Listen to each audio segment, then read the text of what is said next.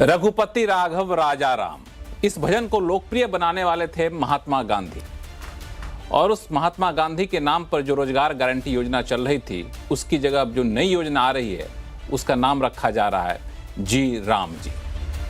अब इसे महज संयोग कहें या प्रयोग, लेकिन इस नई योजना पर सत्ता पक्ष विपक्ष में जंग छिड़ गई है।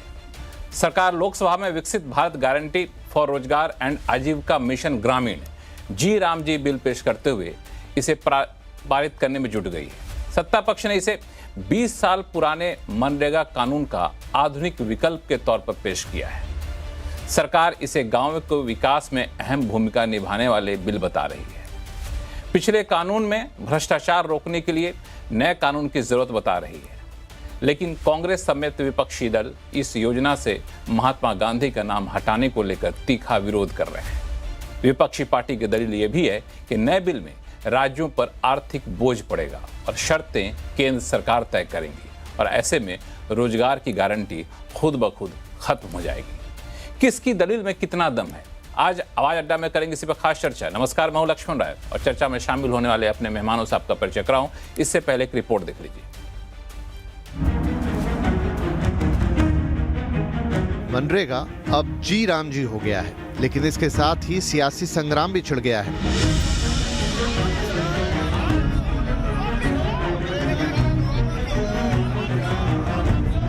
सरकार इस बिल को विकसित भारत की जरूरत से जोड़कर देख रही है। सरकार ने मजदूरों के कामकाज के पीरियड को 100 दिन से बढ़ाकर 125 दिन कर दिया है।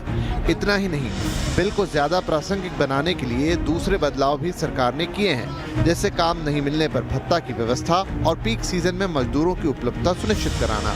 सरकार इन बदलावों को समय की जरूरत बता रही है। 500 साल तक प्रभु राम जी का मंदिर नहीं बना था। प्रभु राम जी ने जब चाहा तो राम जी का मंदिर बन गया। अब प्रभु राम जी चाहते हैं कि गांव का विकास हो।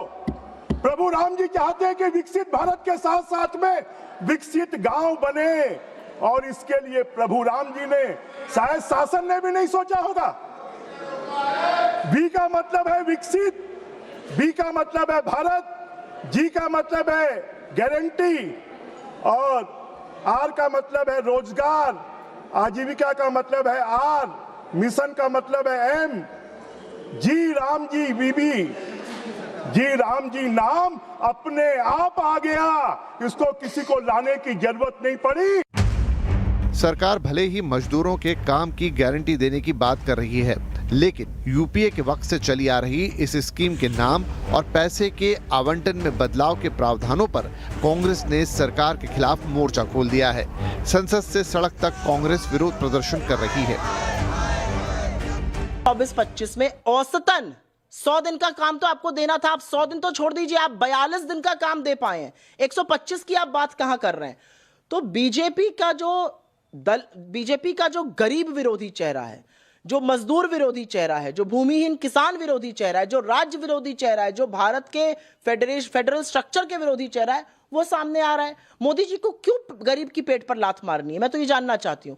अडानी के लिए आप सारे नियम कानून ताक पर रख देते हैं, लेकिन गरीब के पेट पर लात मारने को। कांग्रेस ही नहीं, इंडिया गठबंधन में भागीदार राजद और शिवसेना यूबीटी, समाजवादी पार्टी समेत तमाम बड़े नेता इस बिल के खिलाफ लामबंद है।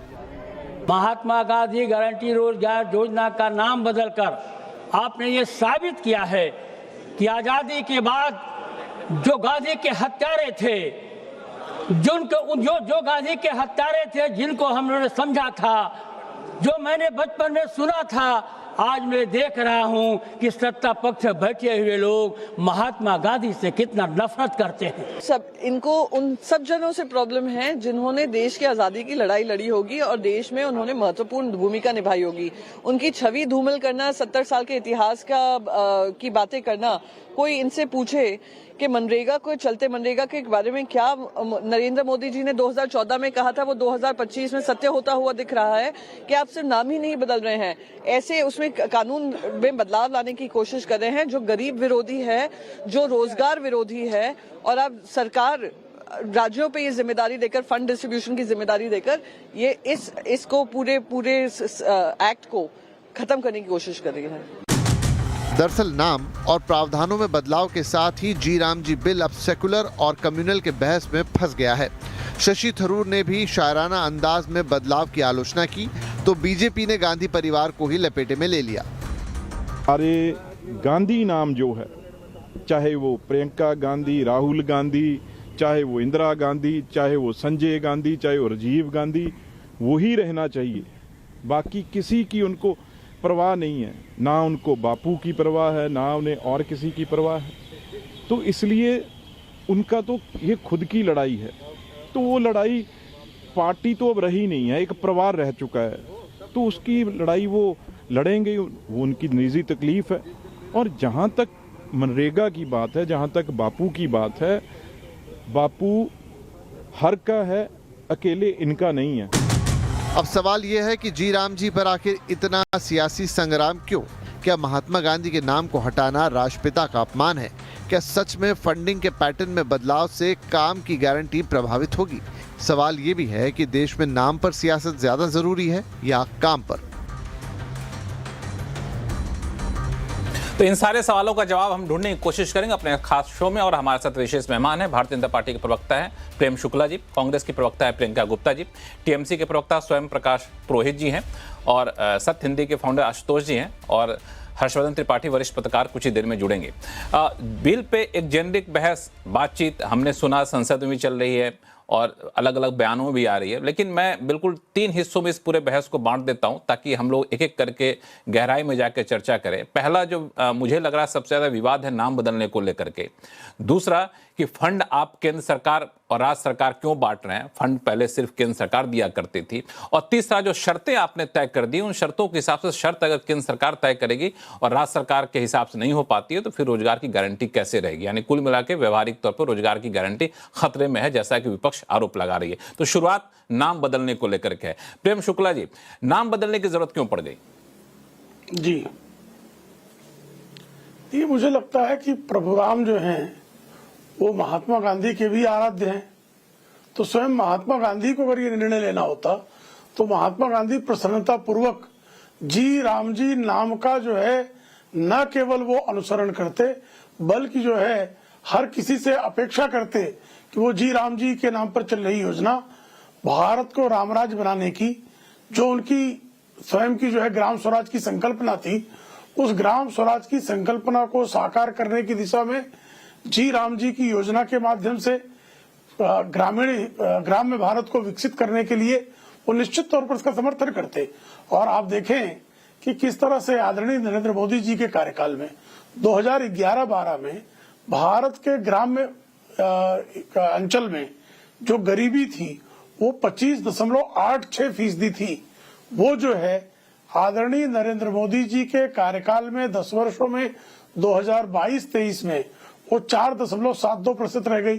तो निश्चित तौर पर गरीबी को मिटाने की दिशा में जिस तरह से काम किया है आदरणीय नरेंद्र मोदी जी ने, और अब विकसित भारत बनाने की दिशा में उस गरीबी को समाप्त करके गरीबों को साधन संपन्न बनाने की दिशा में पिछले 11 वर्षों में हर गांव में बिजली पहुंची है, हर गांव में सोलर पैनल्स पहुंचे हैं, हर गांव में सड़क पहुंची है, हर गांव में शौचालय घर घर तक पहुंच गया है, हर गांव में एलपीजी गैस कनेक्शन पहुंचा है, हर गांव की जो है क्रय शक्ति बढ़ी है।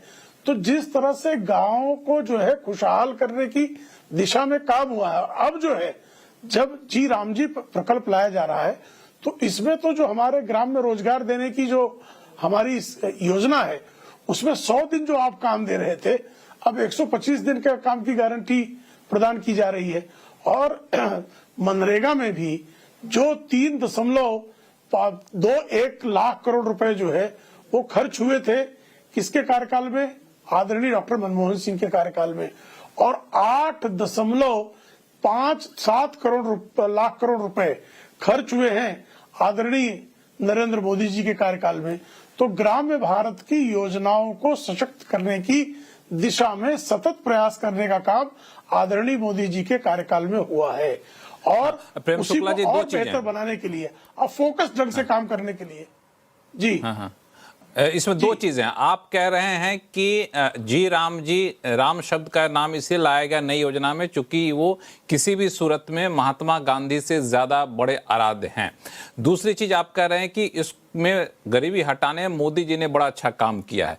तो मोदी जी ने काम किया तो मोदी जी के नाम पे योजना का नाम रखना चाहिए था। नहीं, मोदी जी अपने नाम पे योजनाएं नहीं रखते ना। ये तो सारा काम जो है स्वयं को भारत रत्न देने का जो है परंपरा जवाहरलाल जी और इंदिरा जी पे छोड़ दिया है। स्वयं को भारत रत्न जवाहरलाल जी दे सकते हैं, इंदिरा जी दे सकती हैं, मोदी जी ये काम नहीं करते जी। चलिए एक आखिरी मुद्दा आपसे मोदी जी पूछता से हूं। अपेक्षा नहीं की जानी चाहिए। हाँ बिल्कुल, ये आपने अच्छा क्या क्लैरिफाई कर दिया। एक चीज और, जो सारे बदलाव आप कर रहे हैं नए कानून के तहत, वो सारे बदलाव पुराने कानून में रहते हुए क्यों नहीं किए जा सकते थे? देखिए, चूंकि 2005 और 2025 में ग्राम्य भारत की स्थितियों में व्यापक परिवर्तन हुआ है। अब उस व्यापक परिवर्तन को आज के परिप्रेक्ष्य में विकसित भारत 2047 का जो हमारा अगले 22 वर्षों का संकल्प है, उसकी दृष्टि से जो है हम नई योजना को लागू करने का काम कर रहे हैं। ठीक है, समझ गया। तो हमारे साथ प्रियंका गुप्ता जी कांग्रेस की प्रवक्ता हैं। प्रियंका जी, आपने सुनी दो बातें कि इस नाम बदलने के पीछे के दलील और साथ ही साथ नई योजना लाने के पीछे के दलील। दलील तो ठोस दिख रही है, फिर आपत्ति किस बात की लेकर है? देखिए लक्ष्मण जी, सबसे पहले मैं तो ये कहूंगी कि राम के नाम पर इन्होंने गरीबों का रोजगार भी जप लिया है। अब जब कैसे लिया है भाई? 125 दिन का रोजगार की बात कर रहे हैं। अगर 100 दिन का भी रोजगार दिया होता तब तो इनसे उम्मीद होती कि 125 दिन का रोजगार देंगे। जब 100 दिन का रोजगार आप नहीं दे पाए, आप बताइए, आप 42 दिन 43 दिन का रोजगार दे पाए, उसके बाद यहाँ बैठकर आप जो है हवाई जो कहते हैं ना। प्रियंका जी, उस पे आऊंगा। मेरा सवाल यह है कि सबसे ज्यादा आलोचना आप लोग कर रही हैं नाम बदलने को लेकर के है, तो नाम में क्या रखा? और किसी भी सूरत पे राम नाम ज्यादा लोग पसंद करेंगे महात्मा गांधी के नाम से, जैसा कि प्रेम शुक्ला जी कह रहे हैं। तो नाम बदलने को लेकर इतना विरोध क्यों हो रहा है? लक्ष्मण जी, अगर नाम बदलने में कुछ नहीं रखा तो आप भी अपना नाम नरेंद्र मोदी रख लीजिए। क्यों नहीं रख लेते हैं आप? जो कोई दिक्कत ही नहीं है तो आप भी बदल लीजिए। यहाँ बैठे प्रेम शुक्ला जी और ये जितने भी हर्षवर्धन जी हैं, सब अपना नाम बदल लें। जब कोई दिक्कत नहीं है तो नाम बदलने में क्या दिक्कत है? नाम बदलने से नाम तो आपने भी बदला है कई बार, नाम तो आपकी पार्टी ने भी कई बार बदला अलग अलग योजनाओं का। नहीं, बनारस का नाम क्यूटो रख देने से क्या, नाम बदलने से बनारस क्यूटो बन गया क्या? वे सवाल तो ये पूछा जाएगा कि नाम बदलने से आप क्या बदल देंगे? किसी की किस्मत बदल देंगे? उस गरीब इंसान की किस्मत बदल देंगे जिसके पास रोजगार का ऑप्शन था, उसके पास हक था रोजगार मांगने का, आपने उसका हक छीन लिया। आपने उसको गारंटी देने की जगह आपने कहा कि अब हम बताएंगे आप कहाँ काम करेंगे, कब काम करेंगे, किसके अंडर में काम करेंगे। ये है असलियत आपकी, आप बताएंगे। आप ठेके पे मजदूर अपने अडानी जैसे मित्रों को प्रोवाइड करेंगे। हकीकत ये है आपकी। अब आप मजदूर के पास चॉइस नहीं रह गई है कि मजदूर कहाँ काम करेगा, अपने खेत में काम करेगा, किसके खेत में काम करेगा, किस फैक्ट्री में काम करेगा। आपके पास अब ऑप्शन नहीं रहा। वास्तविकता ये है कि लगातार आपने उसका बजट कम किया।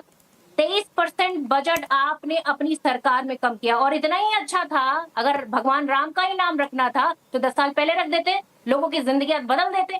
10 साल से आपने क्यों नहीं बदला ना? तब आपको आपत्ति नहीं थी बापू के नाम से, तब आपको आपत्ति नहीं थी महात्मा गांधी जी के नाम से। जब आप 2014 में ये बात कह चुके हैं कि ये विफलताओं का मकबरा बनाएंगे आप, तो फिर आपने क्यों नहीं इस स्कीम को बंद किया, क्यों चलने दिया? और आज आपको कहना पड़ रहा है कि आपने गरीबी दूर की इससे, क्योंकि आपने इसके सिवा गरीबों को कुछ नहीं दिया। वही मनरेगा जिसने कोरोना के टाइम में लोगों को जीवन दान दिया है, जो ग्रामीण जनता थी वो इसी के सहारे अपना जीवन चला पाई। ऐसी योजनाओं को सिर्फ ये क्रिटिसाइज कर सकते हैं। ऐसी किसी एक योजना का नाम बता दें, ये जो प्रेम शुक्ला जी बैठे हैं, किसी एक योजना का नाम बता दें जिसके तहत किसी गरीब को रोजगार का हक मिला हो।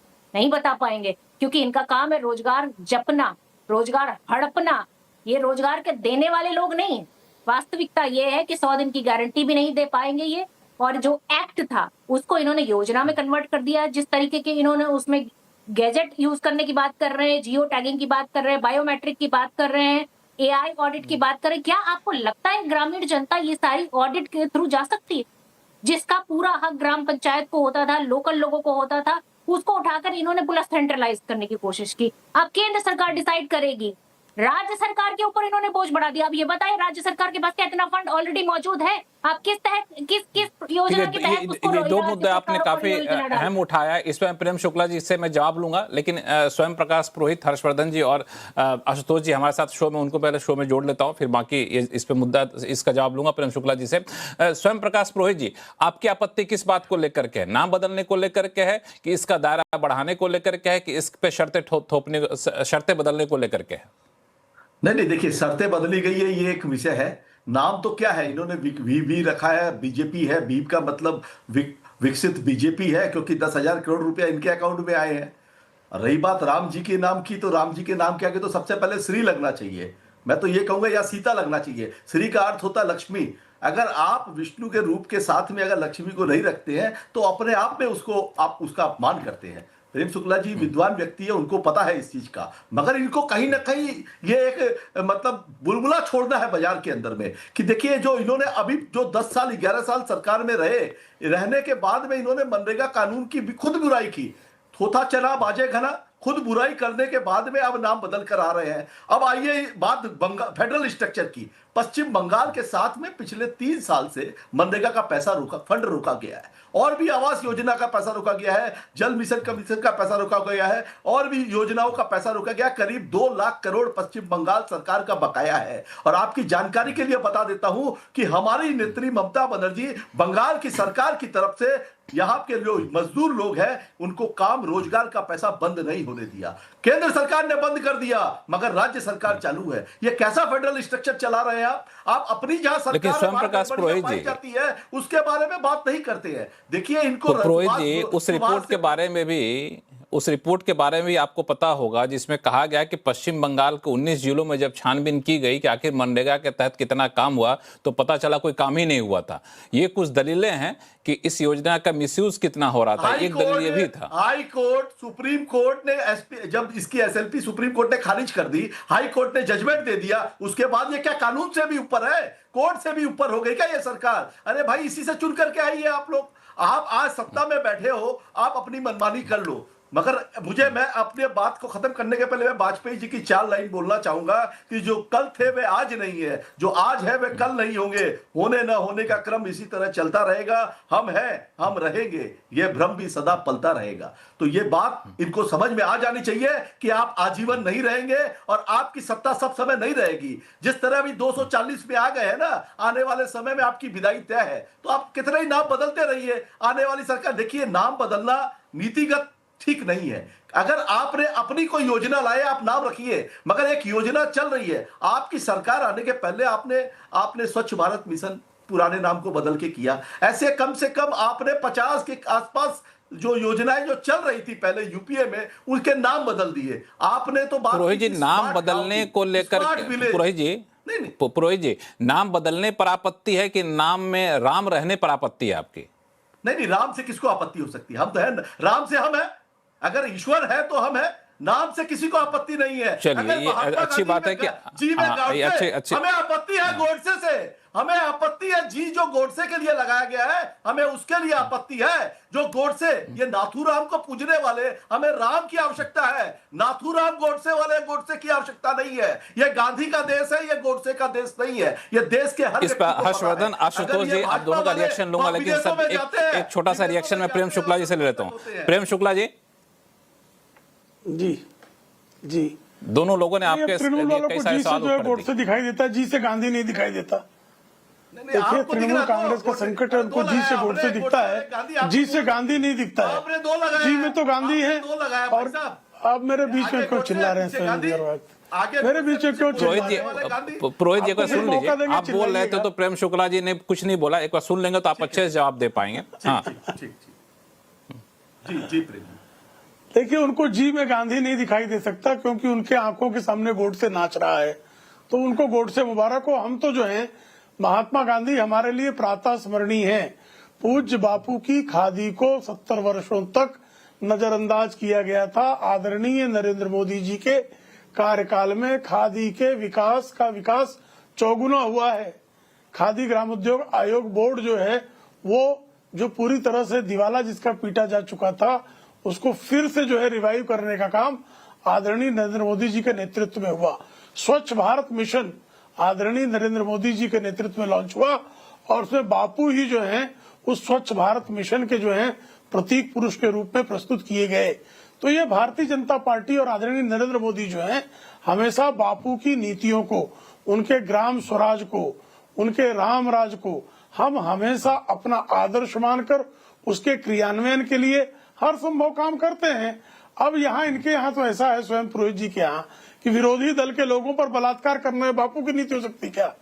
चुनाव के बाद विरोधी दल के लोगों के खिलाफ इतनी हिंसा करना, उनको प्रदेश छोड़कर भाग जाना पड़े, ये बापू की नीति है क्या? ये बापू तो हिंसा में विश्वास नहीं रखते थे, बापू तो अहिंसा के पुजारी थे, लेकिन आप तो हिंसक जो है, फिर आप बीच में बोलने लगे। फिर देखिए ये भी बापू की नीति नहीं है, हमें बलात्कार दे रहे हैं, ये बापू की नीति नहीं है। गुजरात की धरती पे जिस तरह से आप चीख चिल्ला रहे हैं, बापू की नीति नहीं है, बलात्कारियों को बापू की नीति नहीं है। आप लोगों ने किया है, तो आप लक्ष्मण जी ऐसे बीच में बोलेंगे तो फिर पुरोहित जी आपके पास आता मैं, प्रेम शुक्ला जी बात खत्म कर लेते तो मैं आता, लेकिन ऐसा कर प्रेम शुक्ला जी 1 मिनट रुक ही जाइए, 1 मिनट जरा हर्षवर्धन जी और आशुतोष जी को जोड़ लेता हूं। आशुतोष जी आपके पास में हूं, लेकिन एक सवाल हर्षवर्धन जी के लिए। हर्षवर्धन जी, ये जो सरकार दलील दे रही है कि इस योजना में, मनरेगा में बहुत सारे भ्रष्टाचार थे, हमने उसको रोकने की बहुत सारी कोशिश की और कोशिश की, नहीं रुक पाया, तो हम अब नई योजना लेकर के आ रहे हैं, यहां तक तो दलील समझ में आती है। लेकिन जैसे नाम बदलता है तो आलोचना कहीं और चली जाती है घूम करके, तो आपको लगता है कि इसको अवॉइड किया जा सकता था? लक्ष्मण भाई, क्यों अवॉइड करना चाहिए?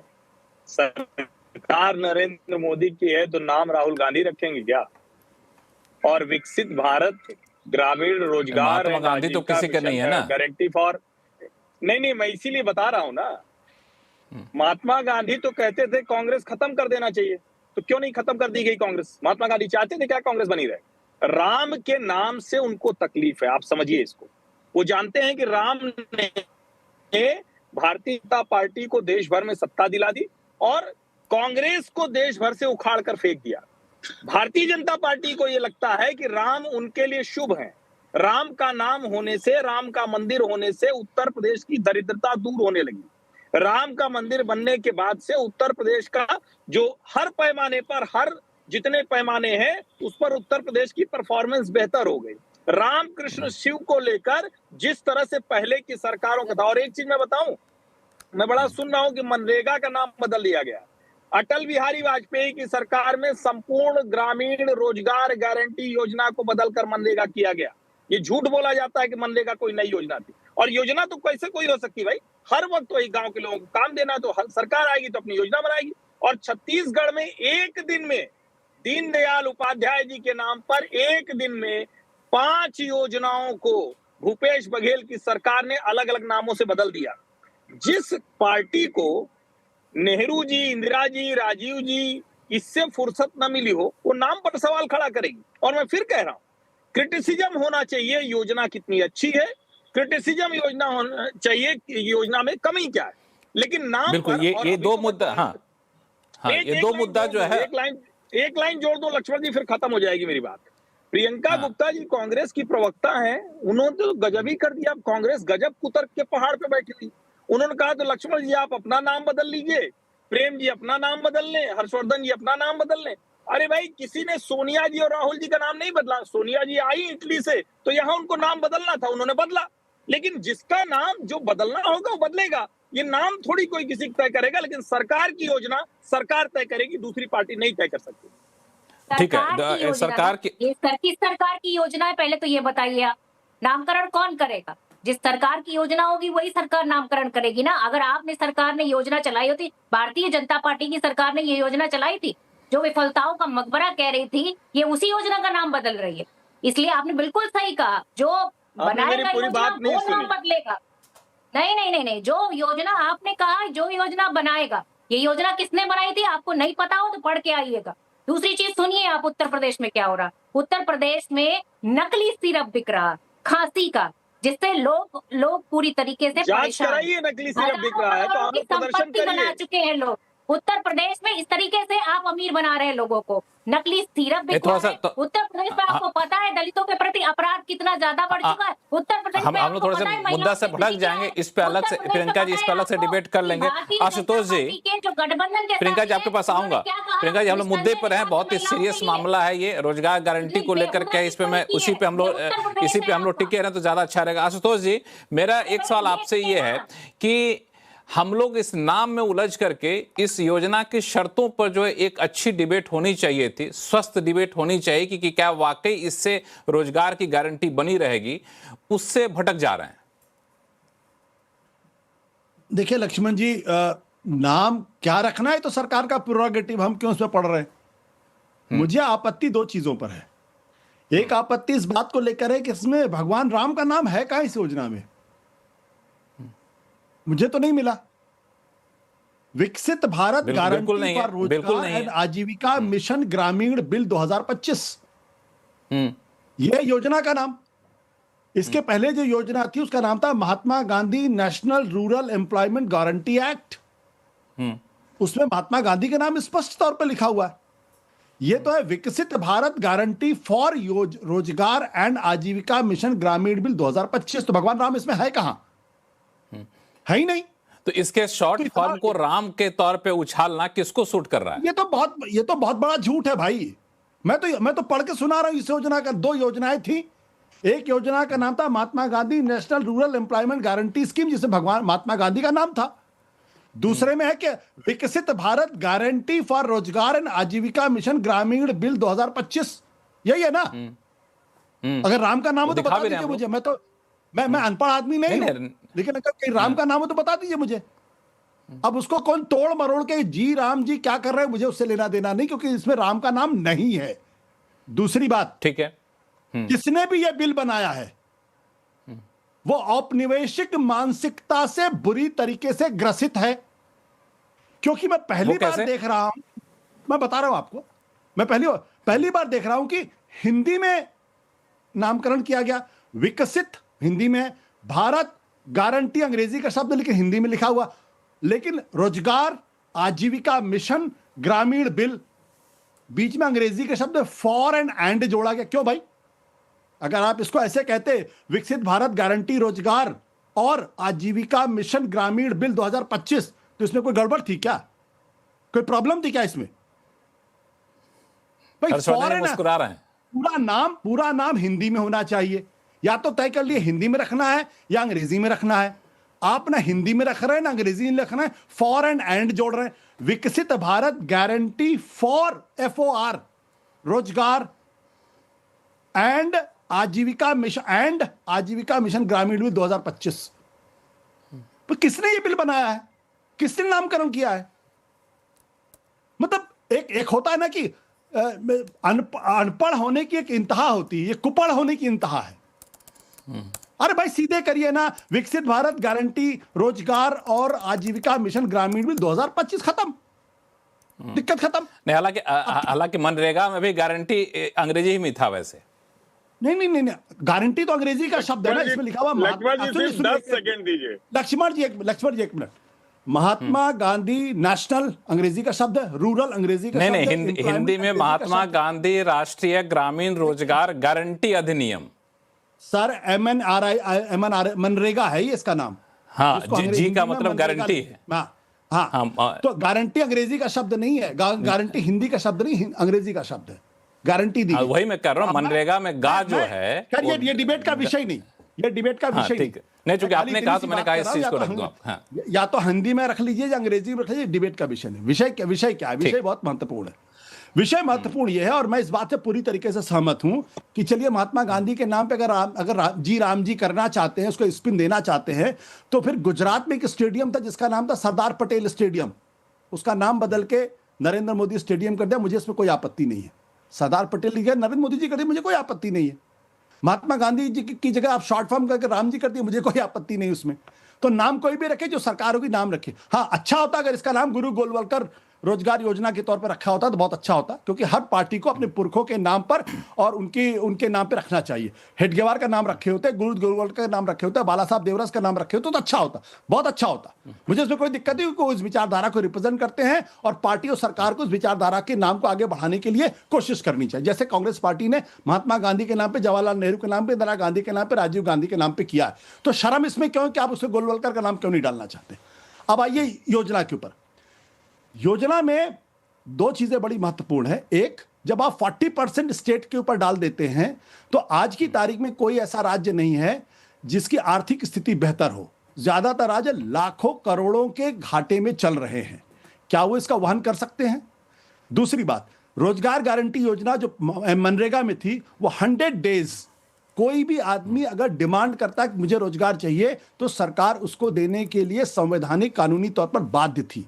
एक स्टैट्यूटरी रिक्वायरमेंट थी, इसमें ऐसी कोई स्टैट्यूटरी रिक्वायरमेंट नहीं दी गई है, यानी सरकार किसी को 125 दिन के लिए रोजगार देने के लिए बाध्य नहीं है अगर कोई डिमांड भी करता है तो। तीसरी बात, यानी ये लाइन कहां से उठा रहे हैं? एक आशुतोष जी, आप चूंकि बहुत अध्ययन करते हैं, ये जो गारंटी नहीं है ये कहां से लाइन उठा रहे हैं? क्योंकि मैं जहां तक पढ़ पा रहा हूं उस एक्ट में गारंटी शब्द तो लिखा हुआ है। नहीं भाई, जितना मैंने पढ़ा है उसके हिसाब से बिल्कुल there is no statutory guarantee. मैं कानूनी तौर पे कह रहा हूं, पहले वाले में स्टैट्यूटरी गारंटी थी, इसमें नहीं है। सरकार 125 दिन की जगह 150 दिन बहुत अच्छा है, मुझे इसमें कोई दिक्कत नहीं भाई। 100 दिन की जगह आपने 125 दिन है, बहुत अच्छा है। मुझे लगता है कि बेहतर स्कीम इस लिहाज से हो सकती है। लेकिन अगर स्टैट्यूटरी गारंटी अगर दे देते, कानूनी तौर पर अगर जिम्मेदारी गारंटी दे देते तो ज्यादा बेहतर। तीसरी बात क्या है कि केंद्र सरकार क्यों इसमें तय करेगी? भाई राज्य को तय करने दीजिए ना, कहां किसको देना, किस तरीके से देना, क्या काम करवाना, केंद्र सरकार क्यों तय करेगी इसको? तो ये हमारा जो फेडरल स्ट्रक्चर है उसको भी चोट पहुंचाता उस लिहाज से। अब कुछ कहना चाह रहे थे आप? हाँ देखिए, एक तो हमारे अति सम्माननीय वरिष्ठ संपादक आशुतोष जी को आज देख के तो मुझे बड़ी हंसी आई। ऐसे नहीं है आशुतोष जी, करिए आप बताइए नाम पे कि रोमन है, इतनी मेहनत आज आपने की होगी इस डिबेट से पहले कि वीवी जी राम जी पे क्या बोलना है। भारतीय जनता पार्टी को लगता है भाई उनको राम दिखते हैं हर जगह, और वो तो उनका मूल है, वो राम के नाम पर ही है। वो संघ भी कोई गुरु जी के नाम पर या डॉक्टर जी के नाम पर कुछ करने को नहीं करता, वो तो राम के नाम पर करते हैं। राम मंदिर का पूरा काम उन्होंने कर लिया, राम के नाम पर वो कहते हैं कि ये होना चाहिए। जो लोग कहते थे कि अयोध्या में क्या क्या बनाना है, आज इकोनॉमी कितनी बड़ी हो गई है अयोध्या की, बताने की जरूरत नहीं, क्योंकि आप तो बहुत ज्यादा पढ़ते लिखते हैं, आपको पता है कितने फोल्ड बढ़ गया है। लेकिन इसके बावजूद अगर इस पर, जिसको कहते हैं ना कि वो अंग्रेजी का एक शब्द है कि डाइसेक्शन हो रहा है, इसका मतलब ये कि भारतीय जनता पार्टी और नरेंद्र मोदी को जो करना था उन्होंने कर दिखाया। जो करना था, राम का विरोध पूरा विपक्ष कर रहा है। आशुतोष जी भले कहें कि उनको राम इसमें नहीं दिख रहे हैं, सबको राम आशुतोष जी को जोड़ना चाहते हैं। आशुतोष जी को जोड़ना चाहते हैं। आशुतोष जी वैसे नहीं, मैं तो इस बारे में, हाँ देखिए, मैं इस बारे में पूरी तरीके से स्पष्ट हूं कि जैसे महात्मा गांधी उस योजना में जोड़ा गया है, वैसे प्रभुराम विकसित भारत गारंटी रोजगार योजना कर देना चाहिए। इसको कोई दिक्कत नहीं, मुझे कोई प्रॉब्लम ही नहीं है। मुझे कोई प्रॉब्लम क्या करना चाहिए वो सरकार का प्रोग्रेटिव है। नाम क्या हो वो कम से कम सरकार के ऊपर छोड़ दीजिए, नाम क्या हो सरकार के ऊपर छोड़ दिया जाए। लेकिन एक चीज और है, हालांकि मैं अभी बिल की, आशुतोष जी मैं अभी बिल की कॉपी खोल के देख रहा था, पेज नंबर 4 पे चैप्टर नंबर 2 सेक्शन नंबर 5, वहां पे साफ तौर से लिखा गया है guarantee of wage employment to rural household. तो गारंटी शब्द यहाँ पर है, मुझे भी आपने कंफ्यूजन में डाल दिया था तो मैंने भी खोल के देख लिया, बिल में गारंटी शब्द उसको नो क्या स्टैट्यूटरी गारंटी है? एक्ट में गारंटी वर्ड हो जाए तो फिर उसमें स्टैट्यूटरी गारंटी क्या हो, तो फिर गाइडलाइन सरकार का गारंटी देना, सरकार का गारंटी देना और कानूनी तौर पर गारंटी देना, ये दो अलग अलग नहीं लिखा। नहीं एक्ट में, अगर एक्ट में गारंटी का मतलब होता है गारंटी, उसमें साफ तौर से लिखा गया है सेंट्रल गवर्नमेंट और स्टेट गवर्नमेंट नोटिफाई करेगी, नोटिफाई करेगी ताकि एवरी हाउस होल्ड को गारंटी मिले। देखिए वो साफ तौर से सेक्शन में लिखा है। सरकार जब गारंटी देती है तो सरकार उसको माने ना माने, लेकिन जब सरकार को स्टैट्यूटरी गारंटी होती है, जब कानूनी बाध्यता होती है तो उसको मानने के लिए बाध्य होती है। हाँ, नहीं तो एक्ट में जब लिख दिया गारंटी तो फिर आप किस बात की बाध्यता? अब किस बात की गारंटी? एक्ट से मैं फिर दोहरा देता हूं, मैं फिर दोहरा देता हूं। एक मिनट एक मिनट हर्ष जी, मैं जरा इसको क्लियर कर लूं, क्योंकि बहुत ही कंफ्यूजन फैलेगा लोगों के बीच में। जब एक्ट में साफ तौर से लिख दिया गया है और एक्ट में यह भी लिखा गया है केंद्र सरकार राज्य सरकारें इसको नोटिफाई करेंगे गारंटी को, सेक्शन 5 चैप्टर नंबर 2, तो इसमें कंफ्यूजन क्यों? आशुतोष जी समझेंगे, क्योंकि ये बहुत सीनियर है और पढ़ते लिखते हैं, तो इनकी बातों को थोड़ा गंभीरता सुन दिया जाए। हाँ देखिए, मैं चाहूंगा कि प्रेम शुक्ला जी भी बहुत पढ़े लिखे हैं और हर्षवर्धन जी भी बहुत पढ़े लिखे हैं। कानूनी तौर पर कानून में एक एक शब्द का अर्थ होता है, एक एक शब्द की जरूरत होती है। जब आप सरकार कोई गारंटी देती है तो सरकार अपनी गारंटी को दाएं बाएं भी कर सकती है, लेकिन अगर सरकार बाध्य होती है किसी का स्टैट्यूटरी गारंटी जब दी जाती है, ये जैसे कि मैं आपको बता देता हूं, हमारे यहां कोई लीडर ऑफ अपोजिशन का जो पद होता है वो कोई कॉन्स्टिट्यूशनल गारंटी नहीं है, कोई कॉन्स्टिट्यूशनल गारंटी नहीं है। लेकिन कॉन्स्टिट्यूशन में लीडर ऑफ अपोजिशन नहीं लिखा है, तो ना दे, नहीं हाँ, लेकिन वैसे तो यहाँ पे नहीं है, चाहे तो ना दे। आशुतोष सर यहाँ परंपरा नहीं है वो। अब लीडर ऑफ अपोजिशन वाकई सही कर रहे हैं, कॉन्स्टिट्यूशन में कहीं जिक्र नहीं है, लेकिन यहाँ पे एक्ट में साफ तौर से लिखा हुआ है, इसलिए मैंने दिखाया। बाकी प्रेम शुक्ला जी आप छोटा सा रिएक्शन इस पे दे दीजिए, कंफ्यूजन है क्या किसी तरीके से? फिर मुझे ब्रेक पे जाना होगा। प्रेम शुक्ला जी। कोई किसी प्रकार का कंफ्यूजन नहीं है। कुछ लोग कंफ्यूजन फैलाना चाहते हैं, लेकिन उससे कंफ्यूजन फैलेगा नहीं, कोई कंफ्यूजन नहीं। उल्टा इसमें यह व्यवस्था दी गई है कि 100 दिन के कामकाज में, 125 दिन के कामकाज में 125 दिन का काम देना है, और ना देने की स्थिति में बेरोजगारी भत्ता देना है। बेरोजगारी भत्ते का प्रावधान तो पहली बार हुआ है इस कानून में, बेरोजगारी भत्ते का भी प्रावधान है। तो ये ना केवल जो है कानूनन जो है रोजगार गारंटीड है, बल्कि अगर कहीं पर कोताही हो जाए तो बेरोजगारी भत्ते का भी प्रावधान इस कानून के तहत है। दूसरी जो बात की कर रहे थे, अब महात्मा गांधी जो Mahatma Gandhi National Rural Employment Guarantee जो थी, उसको तो मनरेगा लोग पढ़ते थे, उसे महात्मा गांधी संक्षेपीकरण में विलुप्त हो जाते थे। यहाँ संक्षेपीकरण में राम उभर कर आते हैं, तो राम का उभार और महात्मा गांधी का विलुप्तीकरण, इसमें से मुझे लगता है कि राम का उभार बेहतर है। फिर भी अगर किसी को राम का नाम न दिखे तो राम को तो लोगों ने वैसे ही कहा, पौराणिक पुरुष कह रहे थे लोग। ये जब आशुतोष जी जिनकी प्रशंसा करते हैं, उस सरकार के दौरान आपको भी राम का नाम जो है, राम पौराणिक पुरुष है, इतिहास पुरुष नहीं है, इसका एफिडेविट दिया जा रहा था। तो ऐसे लोगों को राम कहाँ दिखाई देंगे? उनको तो पता नहीं लगता कि राम जो है जन्म कहाँ हुआ था। 10,000 घरों वाला जो है महल था, दशरथ का किस घर में जन्मे, ये पूछा जा रहा था। तो उनको कैसे पता लगेगा राम कहाँ है इसमें? बिल्कुल, हालांकि हम तो सवाल लेकर गए थे आपके पास गारंटी को लेकर के, लेकिन मुझे लगता है कि आपको भी नाम पर बहस करने में ज्यादा मजा आ रहा है। लेकिन सवाल मेरा वही रहेगा कि जो गारंटी शब्द का प्रावधान अगर किया गया है तो उस गारंटी को कैसे साकार किया जाएगा, उस गारंटी को कैसे साकार किया जाएगा इन शर्तों के अधीन। शर्त ऐसी रख दी है कि गारंटी को पूरा करना थोड़ा सा मुश्किल दिख रहा है। इस पर हम आगे चर्चा करेंगे। छोटे से ब्रेक के बाद लौटते हैं, कहीं जाइएगा नहीं। ब्रेक के बाद आपका फिर से आपका स्वागत है। हम लोग चर्चा करें कि मनरेगा का नाम बदलकर जी राम जी रखने की जरूरत क्यों पड़ी और इस नई स्कीम के तहत रोजगार की गारंटी आखिर कैसे मिलेगी। प्रियंका गुप्ता जी, नाम को थोड़ा सा साइड किया जाए, लेकिन इसमें साफ तौर से कहा जा रहा है कि 125 दिन हम रोजगार देंगे। जाहिर तौर पे शर्तें हम तय करेंगे, क्योंकि पहले बेतरतीब होता था कि राज्य सरकारें जितने भी पैसा मांगती थी, जिस भी हेड में मांगती थी, देना पड़ता था, चूंकि रोजगार की गारंटी है। अब हम बताएंगे कहाँ पे काम करना है, चूंकि इसको विकसित भारत से जोड़ा जा रहा है। तो और अच्छा हुआ ना, ज्यादा स्ट्रक्चर्ड हो गया। पैसा तो देंगे तो फिर गारंटी खत्म हो जाएगी, ये शंका क्यों आप लोगों के मन में है? देखिए लक्ष्मण जी, पहले अगर किसी को कोई मजदूर अगर रोजगार मांगता था इस योजना के तहत, तो उसको 15 दिन में अगर रोजगार नहीं मिलता था तो उसके बाद उसको भत्ता देना पड़ता था, जो एक भुगतान राशि के रूप में मजदूरों की गारंटी के रूप में दी जाती थी। अब आज बताइए ऐसा क्या है? ऐसा तो ये कहा जा रहा है कि ये डिसाइड केंद्र सरकार करेगी कि किस राज्य में काम होना है, क्या काम होना है, ये केंद्र सरकार डिसाइड करेगी। बजट होगा तो काम मिलेगा, बजट नहीं होगा तो काम नहीं मिलेगा, वो मना कर देंगे हमारे पास बजट नहीं है। फिर किस बात की गारंटी? भाई जब गारंटी तो इन्होंने ये भी दी थी कि 2 करोड़ रोजगार देंगे, वो तो कभी तक मिला नहीं। गारंटी तो इन्होंने ये भी कहा था कि एक स्कीम चलाई थी जिसमें इंटर्नशिप स्कीम थी। आप बताइए, इंटर्नशिप इन्होंने कहा था कि 5 साल में लगभग 1 लाख लोगों को 1 करोड़ लोगों को इंटर्नशिप देंगे। आप बताइए कितने करोड़ लोगों को इंटर्नशिप दे दी? तो वास्तविकता ये है कि ये सरकार खाने के दांत कुछ और दिखाने के दांत कुछ और। वास्तविकता ये है कि ये अंत में इसको बजटहीन बना देंगे। और उसके बाद आप बताइए, उत्तर प्रदेश की बात कर रहे थे, उत्तर प्रदेश में पता है इनको कितना कर्ज है? 9 लाख करोड़ का कर्जा है उत्तर प्रदेश में। और उत्तर प्रदेश में राजस्व का सबसे अच्छा साधन पता है क्या है? जो सरकार लगातार विस्तार करती चली जा रही है, वो है शराब की दुकानें। हर 1 से 2 किलोमीटर पर लगातार शराब की दुकानें खुल रही हैं, एक्सीडेंट हो रहे हैं, उससे कोई फर्क नहीं पड़ रहा। आज सुबह भी एक एक्सीडेंट हुआ जिसमें 12 बसें आपस में भिड़ गई। अब बताइए कि क्या उस रोड पर कहीं पे कोई चेकिंग होती है?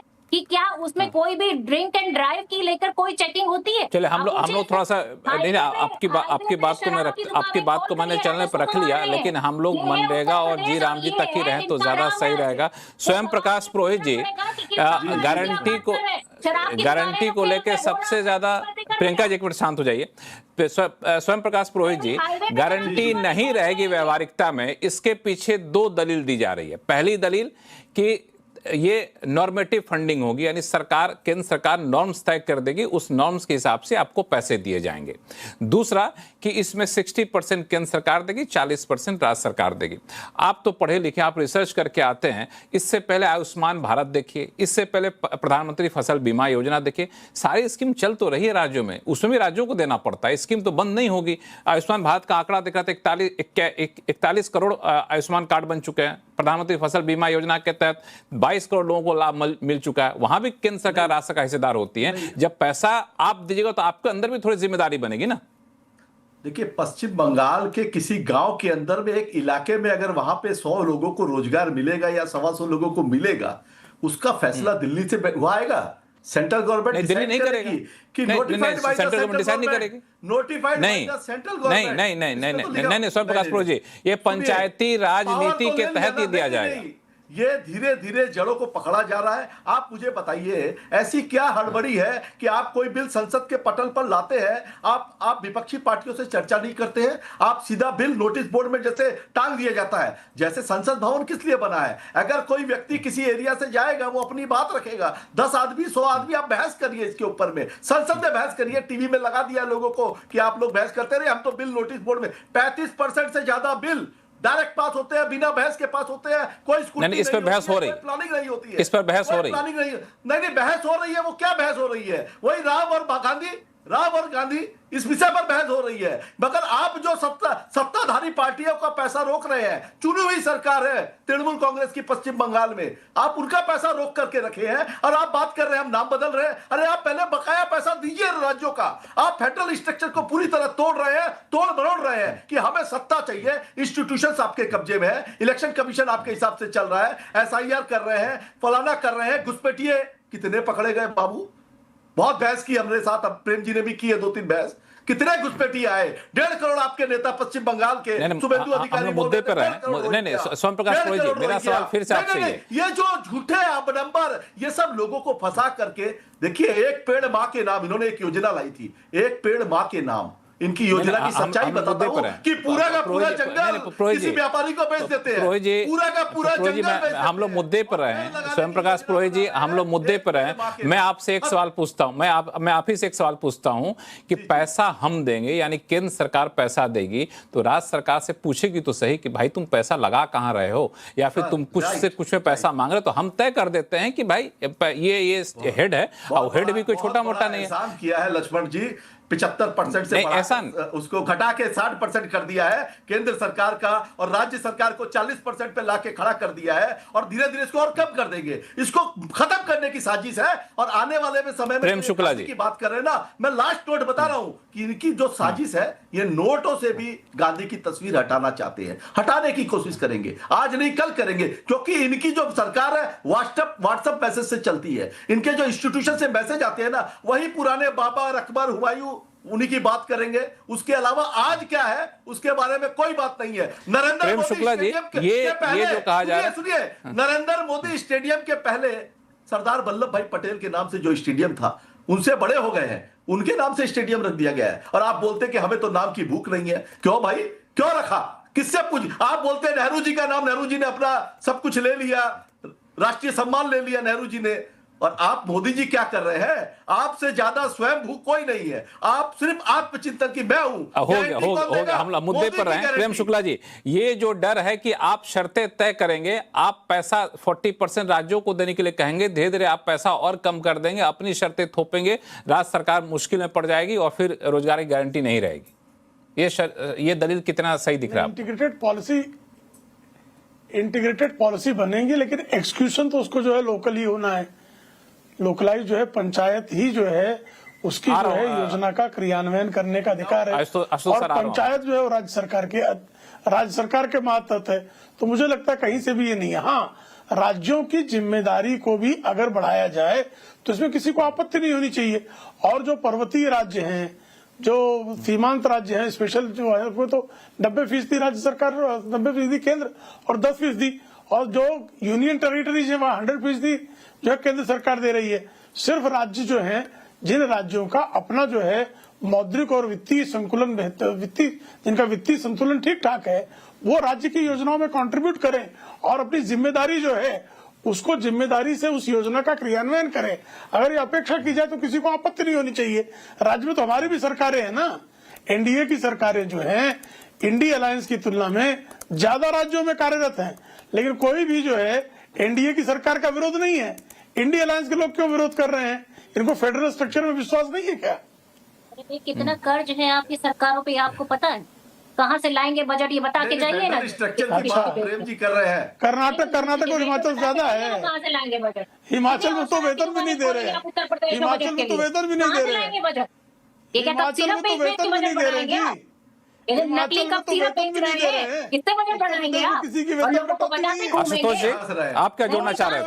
हर्ष जी के पास जाऊं इससे पहले आशुतोष जी इशारा कर रहे थे। आशुतोष जी देखिए लक्ष्मण जी, मुझे लगता है कि इस पे दो चीजें मैं स्पष्ट करना चाहता हूं। मैं कानून को पढ़ के सुना देता हूं एक बार, किस तरीके से ये राज्यों के अधिकार हैं, जो फेडरल स्ट्रक्चर है उस पर एक बहुत बड़ा कुठाराघात है। मनरेगा में यूनिवर्सल एंटाइटलमेंट था, रूरल इंडिया में यूनिवर्सल एंटाइटलमेंट था। यहां ये कानून ये कहता है कि the state government shall in such rural areas in the state as may be notified by the central government, यानी सेंट्रल गवर्नमेंट नोटिफाई करेगी कि इस इलाके में आप इस योजना को लागू कर सकते हैं। पहले ऐसा नहीं था। यह राज्यों के अधिकारों के ऊपर एक हमला भी है और साथ ही साथ इस पूरी योजना को संकुचित करने का प्रयास भी है। दूसरी बात जो पढ़ना चाहता हूं, any expenditure incurred by a state in excess of its normative allocation shall be borne by the state government in such and by such procedure as may be prescribed by the central government. As may be prescribed by the central government. यानी यहां भी राज्य सरकारों के हाथों को आपने बांध दिया।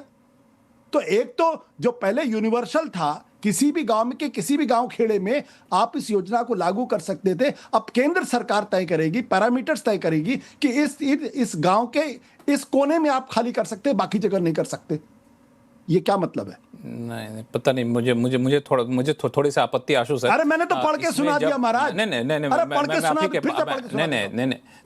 मैं सुन लिया। आप जहां से पढ़ रहे हो मेरे पास खुला हुआ। मेरा सिर्फ यह है कि जब सरकार ये कह रही है, बिल में कह रही है कि 4 सेक्टर है, जल संरक्षण, पर्यावरण संरक्षण और रूरल इंफ्रास्ट्रक्चर, तो इसमें तो कोई ऐसा पंचायत तो बचा नहीं होगा ना जहां पे जल संरक्षण की जरूरत हो। ऐसा पंचायत नहीं बचा होगा ना जहां पे पर्यावरण संरक्षण की बात हो।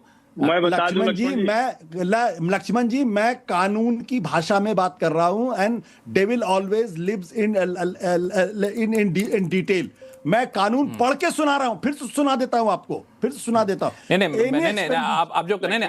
आप अपने हिसाब से चुनिंदा पेज को देख रहे हैं। आप पेज नंबर 2 के पहला कानून की भाषा में पढ़ रहा हूं। नहीं, कानून की भाषा कर रहा हूं मैं एक्ट ही देख रहा हूं। पेज नंबर 2 के पहला नंबर पहला, जहां पे साफ तौर से लिखा हुआ है कि वाटर सिक्योरिटी के ऊपर जो काम हो रहा होगा, जहां पे फार्म लेबर का काम हो रहा होगा, जहां पे पंचायती राज इंफ्रास्ट्रक्चर का काम हो रहा होगा, वहां वो पैसा जाएगा। दिक्कत क्या? हर्षवर्धन जी कुछ जोड़ना चाहते हैं? हर्षवर्धन जी अरे मैं आपको कानून पढ़ के सुना रहा हूं। केंद्र सरकार नोटिफाई जोड़ देता हूं। लक्ष्मण जी डिटेल में जाते हैं।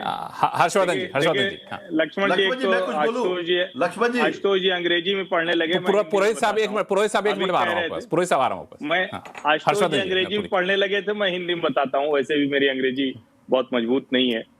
हिंदी में क्या है, हिंदी में आपको बता देता हूँ। देश को पता होना चाहिए जब नरेगा शुरू हुआ था तो ये कच्चे काम के जरिए कांग्रेसी सरकारों की फंडिंग का, कांग्रेस के नेताओं की सेटिंग का, गांव के प्रधान के घर को और बढ़िया पक्का 3 मंजिला 2 मंजिला मकान बनाने का। और होता क्या था, कहे क्या हुआ, कहे काम हुआ था और बाढ़ आई बह गया। प्रधानों को आपने जेल में डाल दिया, जरा क्या बताइए। हुआ, कहे नहर खुदी थी, फट गई, खत्म हो गई। 11 साल लगे। प्रियंका जी आपको बोलने का मौका देंगे और सुनने हर्षवर्धन जी को बोलने दिया जाए। अरे भाई ये हर्षवर्धन जी, भ्रष्टाचार हो, आप समझिए लक्ष्मण जी, ये क्यों प्रियंका गुप्ता की परेशानी समझिए। उनको पता है कि मैं जो बोल रहा हूँ ये सच है, ये देश जानता है।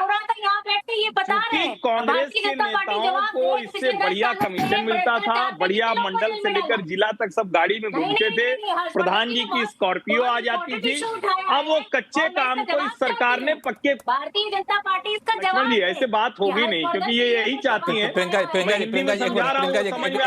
एक मिनट बोलने दीजिए हर्षवर्धन जी को। प्रियंका जी आपके पास आऊंगा, एक मिनट बोलने दीजिए हर्ष जी को। हर्ष जी अपनी बात पूरी करिए, प्रियंका जी एक मिनट शांत हो जाइए, मैं आपके पास आता हूँ, अपनी बात रखिएगा फिर से। हर्षवर्धन जी मैं समेटता हूँ, जब नरेगा शुरू हुआ कच्चे काम के लिए था, जिसका कोई हिसाब किताब नहीं होता था, प्रधान जी एक रजिस्टर बनाते थे, खूब भ्रष्टाचार होता था। मोदी सरकार आई, उसीलिए उन्होंने कहा कि विफलताओं का स्मारक है, इसको पक्के काम से जोड़ा। और उसके बाद अभी जो हुआ है, जो आप बता रहे हैं, इसको पीएम गति शक्ति से जोड़ा गया है, इसको वेदर एक्सट्रीम कंडीशन से जोड़ा गया है, इसको जल संरक्षण से जोड़ा गया है। तो बिना पढ़े लिखे या कहें कि पढ़ लिख कर जानबूझ के डाइवर्ट करने की, इसीलिए मैं हिंदी में समझा रहा हूँ। ठीक, आपकी 3 लाइन पूरी हो गई, आपकी 3 लाइन पूरी।